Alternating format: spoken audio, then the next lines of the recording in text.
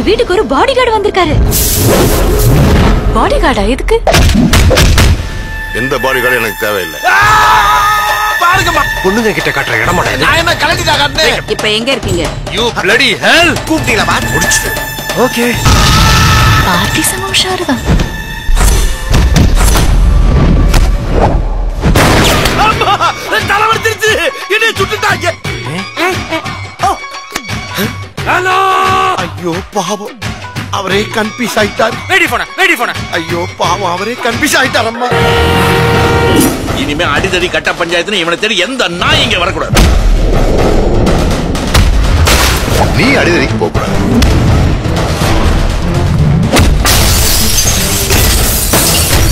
என்னை காப்பான் ஒருவன், மண்ணை காப்பான் ஒருவன், உன்னை என்னை காக்கும் அவனே இறைவன்.